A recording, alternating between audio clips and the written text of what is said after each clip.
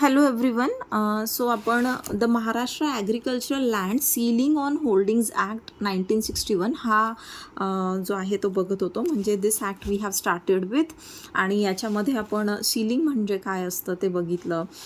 त्यानंतर सरप्लस काय आहे ते बघितलं. त्यामध्ये आपण कुठल्या प्रकारच्या लँडवर किती लिमिट जे आहे, सीलिंग लिमिट म्हणजे मॅक्झिमम लँड किती होल्ड करू शकतो एखादी व्यक्ती, मॅक्झिमम ॲग्रिकल्चरल लँड, ओके, ते आपण बघितलं होतं. So that is like 18 acres, 27 acres, then 36 and 54 असे 5 प्रकारांसाठी आपण 5 वेगळे वेगळे लिमिट्स बघितले. त्यानंतर लँडची डेफिनेशन बघितली, लँडमध्ये काय काय गोष्टी इन्क्लुडेड आहेत. Then we have also seen की फॅमिली युनिट म्हणजे फॅमिली युनिटमध्ये कोणते व्यक्ती जे आहे कन्सिडर केले जाणार. त्यानंतर कुठल्या प्रकारच्या लँडला त्या ठिकाणी एक्झम्पशन आहे तेही बघितलं. Then we have also seen this one case law which is Nagpur Roman Catholic decision corporation private limited versus Nagpur versus state of Maharashtra, okay. Then restriction of पार्टिशनही बघितलं. त्यानंतर आपण आता आज बघूयात surplus land. So this is very important topic. This is always asked in your exams.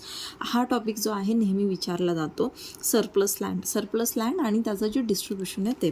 आता surplus land म्हणजे काय आहे की त्या ठिकाणी जेव्हा कलेक्टर जो आहे तो एन्क्वायरी करतो की प्रत्येक फॅमिलीकडे म्हणजे त्या फॅमिली युनिटकडे किती साधारण लँड जी आहे, किती लँड आहे आणि त्याची जी लँड आहे ती कुठल्या कॅटेगरीत येते आणि मग त्याला कुठली लँड जी आहे तो लॉफुली रिटेन करू शकतो आणि जी बाकीची उरलेली लँड आहे तर ती जी लँड आहे तिला आपण म्हणतो सरप्लस लँड, म्हणजे जी एक्सेसमध्ये आहे, ओके. सो त्या ठिकाणी मॅक्झिमम म्हणजे जे सीलिंग लिमिट आहे, सीलिंग लिमिटच्या व्यतिरिक्त the land the holding which is in excess to the ceiling limit it is known as surplus land. मग आता ही सरप्लस लँड जी आहे कलेक्टर काय करतो, प्रत्येक व्यक्तीला तसं एक नोटीस जे आहे ते देतो की ज्यांची जागा जी आहे सरप्लस म्हणून डिक्लेअर झाली आहे. म्हणजे बघा, सपोज हा एक्स पर्सन आहे आणि ह्या एक्स पर्सनकडे for example let's consider 100 acre जमीन आहे, ठीक आहे. मग आता ही 100 एकर जमीन आहे ह्याच्याकडे आणि त्याची जी जमीन आहे समजा डी प्रकारात येते. मग डी प्रकार जो आहे त्यांना किती लिमिट आहे, 54 एकर्स. म्हणजे लॉफुली हा किती जमीन ठेवू शकतो त्या ठिकाणी, 54 acre.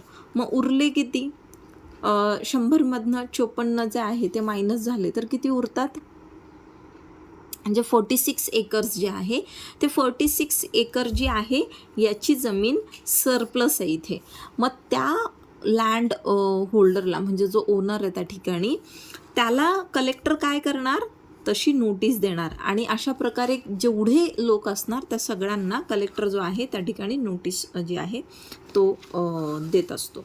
Now collector to make declaration regarding surplus land etcetera and consequences thereof section 21मध्ये सांगितलं आहे. आता सेक्शन 21 आणि सरप्लस लँड जे आहे हे लक्षात ठेवायचं.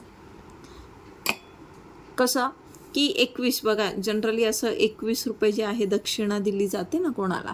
सो 21मध्ये लक्षात ठेवायचं. आता दक्षिणा कधी देतो आपण, आपल्याकडे काही द्यायला असेल तेव्हाच देतो ना, एक्स्ट्रा असेल तरच. ज्याच्याकडे स्वतःकडे नाही तो कायच देणार आहे. सो जेव्हा जिथे कुठे एक्स्ट्रा आहे 21ने लक्षात ठेवा 21 रुपये दक्षिणा दिली असं लक्षात ठेवा. 21 रुपये जे आहे आपण दक्षिणा दिली. सो 21मध्ये आपल्याला येतं सरप्लस लँड जी आहे तो त्याच्या संदर्भातचे जे प्रोव्हिजन्स आहेत ते आपल्याला 21मध्ये सापडतात. नाव 21मध्ये काय म्हटलेलं आहे की कलेक्टर जो आहे या संदर्भात डिक्लेरेशन जे आहे ते देणार. कशा संदर्भात की total area of land which the person और family unit is entitled to hold as the ceiling area. म्हणजे एकंदर किती लँड जे आहे टोटल एरिया, कारण की त्याची लँड पण क्लासिफाय करायची ना, कोणत्या प्रकारात येते, ए प्रकारात आहे का, बी प्रकारात आहे का, सी का डी, कुठले प्रकार आहेत त्या प्रकारात ती जी लँड येत असेल तर त्यानुसार त्या कॅटेगरीनुसार तो किती लँड त्या ठिकाणी होल्ड करू शकतो. म्हणजे ते जे फॅमिली युनिट आहे त्याच्याकडे किती लँड जी आहे ती तो पर्सन एंटायटल्ड आहे रिटेन करण्यासाठी, म्हणजे स्वतःकडे ठेवण्यासाठी. तशा संदर्भात जे आहे डिक्लेरेशन कलेक्टर देणार. त्यानंतर अजून काय असणार की total area of land which is in access of the ceiling area. म्हणजे सीलिंग एरिया जर 54 आहे आपण बघितलं, तर इथे 46 एकर जी आहे ती काय होती, ती एक्सेसमध्ये होते, बरोबर.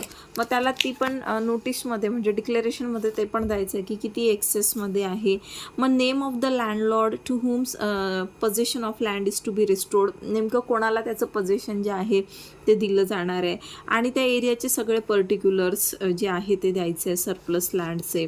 आणि ही जी सरप्लस लँड आहे ती काय आहे, it shall be forfeited to the state government. मग फोरफिट केली जाणार ती कोणाद्वारे, स्टेट गव्हर्नमेंटद्वारे. नाव कलेक्टर जो आहे या ठिकाणी अनाऊन्स करणार डिक्लेरेशन कोणाच्या प्रेझेन्समध्ये, in the presence of the holder and other persons interested who are present at the time of such declaration. मग कलेक्टर काय करणार, हे जे डिक्लेरेशन आहे कोणासमोर करणार, in the presence of the holder, तो जो होल्डर आहे त्या जागेचा, ज्याची लँड जी आहे ती आता फोरफिट होणार आहे, म्हणजे सरप्लस जी लँड आहे ती फोरफिट होणार आहे सरकारकडे, तर त्याच्या प्रेझेन्समध्ये करायचं आहे. आणि तो एक स्टेटमेंट प्रिपेअर करणार. त्या स्टेटमेंटमध्ये त्या एरियाचं जे आहे पूर्ण डिस्क्रिप्शन जे आहे, पर्टिक्युलर्स जे आहे त्या लँडचे ते देणार. किती लँड जी आहे स्टेट गव्हर्नमेंट फोरफिट करतं आहे ते सांगणार. आणि त्याची एक कॉपी जी आहे त्या गावामध्ये जी आहे लावली जाणार. तिथे व्हिलेज चावडी, गावामध्ये चावडी असते ना, तर चावडी च्या इथे जे आहे ते त्याची कॉपी अफिक्स करण्यात येणार. काय की अमुक अमुक व्यक्ती जो आहे अमुक इतकी जागा ठेवू शकतो आणि त्याची जी उरलेली एवढी जागा आहे ती सरप्लस आहे, ती आता स्टेट गव्हर्नमेंट जो आहे फोरफिट करत आहे वगैरे वगैरे, अशा पद्धतीचं एक कॉपी जी आहे कलेक्टर त्याच्या डिक्लेरेशनची तो विलेज चावडीमध्ये लावणार. मग चावडी नसेल तर कुठली prominent place in the village, म्हणजे अशी जागा ज्या ठिकाणी सगळ्यांना ते नोटीस तिथे लावल्यानंतर दिसेल, त्यांना ती वाचता येईल, कळेल, अशा पद्धतीने. आणि त्या ठिकाणी ती जी कॉपी आहे त्या फॅमिलीला पण द्यायची किंवा त्या पर्सनला पण द्यायची की ज्यांची लँड त्या ठिकाणी सरप्लस म्हणून डिक्लेअर झालेली आहे. मग आता इथे हे अनाऊन्समेंट केल्यानंतर, म्हणजे हे डिक्लेरेशन केल्यानंतर कोणीही व्यक्ती त्या जागेचं sale, gift, mortgage, exchange, lease किंवा कुठल्याही इतर प्रकारचं डिस्पोजिशन जे आहे त्या जागेचं ते करू शकत नाही, कारण ती जागा आता राज्य सरकारच्या म्हणजे अधिकार क्षेत्रामध्ये आली. So state government will exercise its power over that particular surplus land. Then इथे आपण बघितलं होतं की त्या ठिकाणी जर ती कॉपी जी आहे चावडीमध्ये पण लावायची आणि पर्सनली पण द्यायची. पण मग सपोज ते डिक्लेरेशन जे आहे ते त्या ठिकाणी जर त्या पर्सनला देण्यात आलेलं नसेल किंवा ते अफेक्स्ड नसेल अफोरसेड मॅनरमध्ये जसं सांगितलं, तर त्याच्यामुळे जे आहे ही जी प्रोसिजर आहे ती इनव्हॅलिड होते का, म्हणजे ते जे डिक्लेरेशन आहे ते इनव्हॅलिड त्याला करार दिला जातो का, तर नाही, असं अजिबात नाही आहे. आता हे जे डिक्लेरेशन जे केलेलं आहे कलेक्टरने ह्या सेक्शनच्या अंतर्गत, तर it cannot be questioned in any suit or proceeding in any court. त्याच्या संदर्भात जे आहे कुठल्याही कोर्टामध्ये तुम्ही दाद मागू शकत नाही. दाद मागू शकत नाही इन द सेन्स त्याला ते जे फायनल असणार आहे ते डिक्लेरेशन जे आहे ना त्या ठिकाणी की ही सरप्लस लँड आहे आणि ही सरप्लस लँड जी आहे आता स्टेट गव्हर्नमेंटच्या अंडर येणार आहे, तर हे ह्या पद्धतीचं डिक्लेरेशन जे देतो कलेक्टर त्याला तुम्ही क्वेश्चन नाही करू शकत कुठल्याही इतर कोर्टात कुठल्याही प्रोसिडिंग्समध्ये. आणि हे अनाऊन्समेंट जे आहे डिक्लेरेशनचं झाल्यानंतर त्या ठिकाणी कलेक्टर जो आहे तो काय करणार, पोझेशन घेणार त्या लँडचं, म्हणजे जी सरप्लस लँड आहे ना त्याचं पोझेशन कोण घेणार, कलेक्टर. कारण स्टेट गव्हर्नमेंट आपण म्हणतो पण स्टेट गव्हर्नमेंटच्या ऑन बिहाफच हा कलेक्टर काम करतोय ना. स्टेट गव्हर्नमेंट म्हणजे काय, त्या ठिकाणी मुख्यमंत्री किंवा राज्यपाल स्वतः थोडी नाही येणार आहे त्या जागेचं पोझिशन घ्यायला, तर ते कोणाकडे असतं, कलेक्टरचं ती ड्युटी आहे. मग आता ही surplus land shall effect from the date on which the position thereof is taken as aforesaid is deem to be acquired by the state government. आणि त्या ठिकाणी कलेक्टरने त्या जागेचं पोझिशन घेतलं की ज्या वेळेला ज्या तारखेला कलेक्टर पोझिशन घेतो त्या जागेचं त्या तारखेपासून असं it is deemed that the land has been acquired by the state government, म्हणजे असं त्या ठिकाणी गृहीत धरलं जातं की जणू काही स्टेट गव्हर्नमेंटने ती जागा जी आहे ती काय केली, अक्वायर केली आहे. नाव नेक्स्ट जे आहे कंपन्सेशन. मग आता ह्या लोकांच्या जागा जमिनी घेतल्या जात आहेत, तर त्या अशाच घेतल्या जात आहेत का?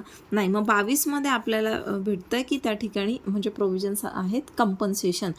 ते जे लोक आहेत ज्यांच्या एक्सेस म्हणजे सरप्लस लँड आहे, त्यांची ती घेण्यात आली आहे ना सरकारने, आता स्वतःकडे ती जागा अक्वायर केली आहे, मग त्या लोकांना काय भेटणार त्या ठिकाणी? कंपन्सेशन भेटणार. ठीक आहे. त्याचा काहीतरी व्हाट यू कॉल इट, मुआवजा और क्या बोला जाता है उसे मराठी में? I am not able to recall the word. काय म्हणतात ग? मोबदला. ठीक आहे. कंपन्सेशन इज मोबदला?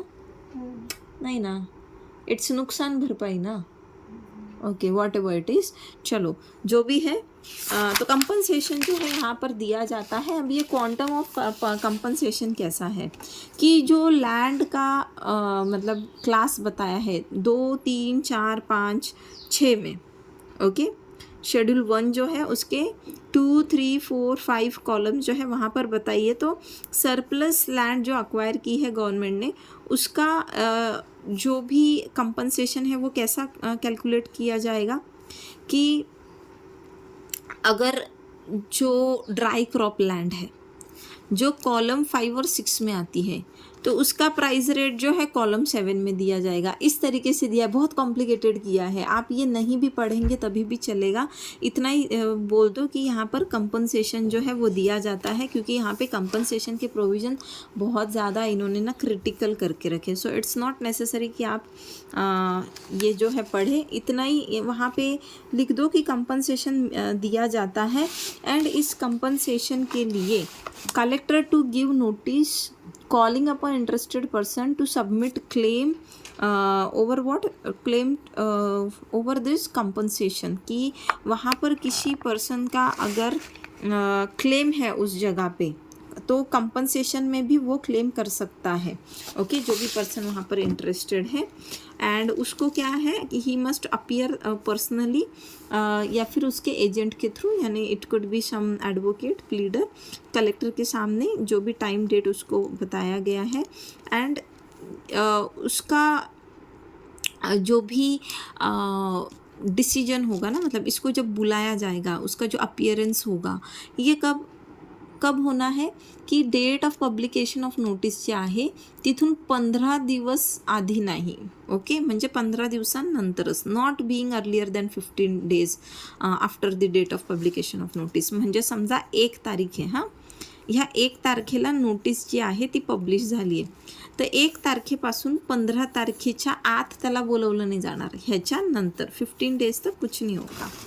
आणि त्याने ऑब्जेक्शन जे आहे ते काय करायचं आहे, रायटिंगमध्ये जे आहे ते द्यायचं आहे. त्याची साईन असली पाहिजे किंवा त्याच्या वकिलाची त्या ठिकाणी.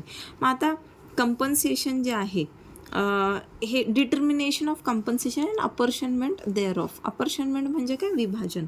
मग सेक्शन 25मध्ये काय दिलं आहे की on the day fixed under 24, इथे डेट फिक्स केली जाते ना, की ज्या दिवशी कलेक्टर जो आहे एन्क्वायरी करणार. मग कलेक्टर त्या ठिकाणी जेवढे क्लेम आलेले कंपन्सेशनसाठी त्या ठिकाणी त्याच्यात एन्क्वायरी करणार आणि अवॉर्ड जे आहे ते डिटरमाइन करणार. काय? The amount of compensation payable in accordance with the provisions of section 23. आता इथे सेक्शन 23मध्ये आपण बघितलं ना, क्वांटम ऑफ पनिशमेंट होतं की कोणाला किती त्या ठिकाणी कंपन्सेशन मिळेल.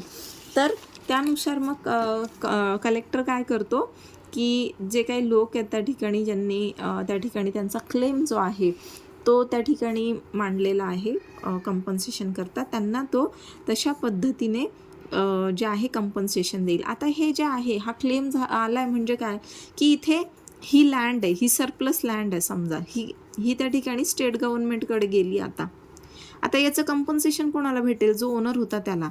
पण समजा ह्या सरप्लसमध्ये अजून पण कोणाचा क्लेम आहे. ओके. म्हणजे दुसरा कोणी एखादा टेनंट होता किंवा ही जागा जी आहे मूळ ॲक्च्युली दुसऱ्या कुठल्या मालकाची होती आणि त्याने त्याचा राईट टू रिझम्पशन जो आहे, राईट टू री एंट्री वगैरे असेल, रिझम्पशन असेल, तो एक्सरसाइज केला नसेल, त्याचा मूळ मालक ॲक्च्युअलमध्ये कोणी वेगळा आहे, असे जेव्हा काही भानगडी असतात किंवा मग एकपेक्षा जास्त त्या ठिकाणी सपोज पर्सन त्या लँडचे ओनर होते किंवा असं काहीतरी असेल, तर इथे त्या ओनरच्या व्यतिरिक्त अजून कोणाचा क्लेम आहे तो त्या ठिकाणी येतो. आणि सपोज कोणाचं काही डेट वगैरे असू शकतं, काहीही असू शकतो. मग इथे हे जे कंपन्सेशन मिळेल त्याचं अपॉर्शनमेंट होईल, म्हणजे त्याचं विभाजन होईल. मग आता इथे बघा, in the case of land held by a tenant, compensation therefore shall be apportioned between tenant and landlord. मग आता सपोज ही जी जागा आहे ती म्हणजे आता सरप्लस म्हणून गेली आहे, पण ही एका टेनंटकडे होती. मग कंपन्सेशन जे आहे ते कोणाला भेटणार?